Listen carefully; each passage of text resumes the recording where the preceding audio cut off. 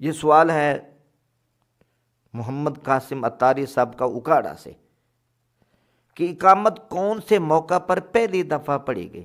جواب ارشاد فرمائیں۔ اقامت کی تاریخ اتنی ہی پرانی ہے جتنی اذان کی ہے۔ جب اذان شروع ہوئی تو اسی وقت اقامت شروع ہوئی، کیونکہ یہ مسلم شریف کے اندر باب و بدل اذان کے اندر جہاں پر اذان کا ذکر ہے وہیں پر تکبیر کا بھی ذکر ہے۔ امام ترمذی رحمۃ اللہ علیہ انہوں نے اپنی سند کے ساتھ حضرت عبداللہ بن زید رضی اللہ تعالیٰ سے روایت فرماتے ہیں، عن عبداللہ ابن زید قال کانا اذان رسول اللہ صلی اللہ علیہ وسلم شفن شفن فی الاذان والاقامہ، یعنی اذان کے ساتھ اقامت کا ذکر ہے۔ جس وقت صحابہ کرام رضوان نے خواب دیکھا تھا تو نبی پاک صلی اللہ علیہ وسلم نے ارشاد فرمایا تھا کہ بلال تم کھڑے ہو جاؤ، بلند آواز سے یہ کلمات کہتے جاؤ، اسی وقت اقامت کا حکم ہوا۔ یہ مدینہ طیبہ کے اندر کہ جس وقت آذان شروع ہوئی تو جس دن آذان پہلے دن کہی گئی اسی دن تکبیر ہی کی گئی۔ اور بعض علماء فرماتے ہیں کہ آذان جو ہے وہ شب معراج کے اندر آقا نبی علیہ الصلوۃ والسلام جب مسجد اقصیٰ کے اندر پہنچے تو سیدنا جبریل امین علیہ الصلوۃ والسلام نے آذان کہی۔ بعض علماء فرماتے ہیں انہوں نے اقامت بھی کہی، لیکن جو نماز کے لیے اذان اور تکبیر ہے اس کا جو احادیث صحیحہ کے اندر ذکر ہے یہ مدینہ طیبہ میں جانے کے بعد ہوئی ہے۔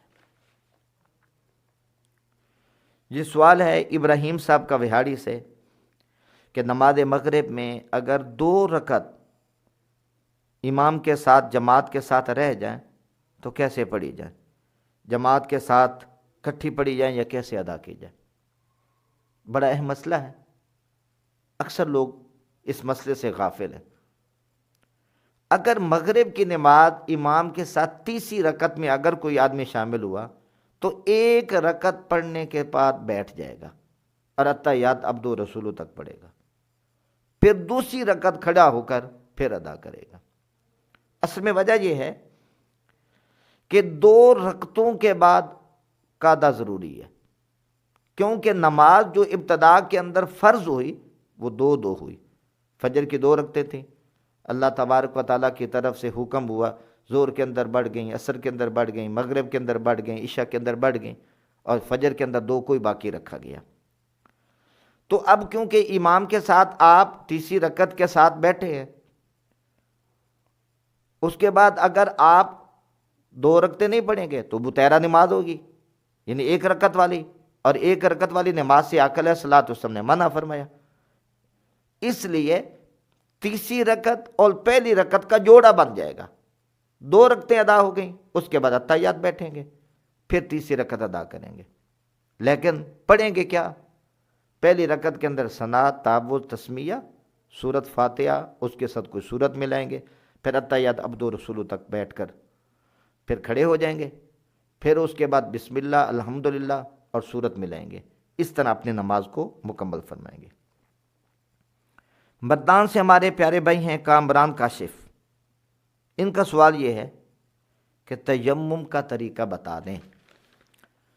تیمم 2 ضربوں کا نام ہے، اور یہ بھی اللہ تبارک و تعالیٰ نے آقا نبی علیہ الصلوۃ والسلام کی برکت سے ہمیں یہ سعادت عطا فرمائی کہ مٹی کو ہمارے لیے پاک کرنے والا بنا دیا گیا۔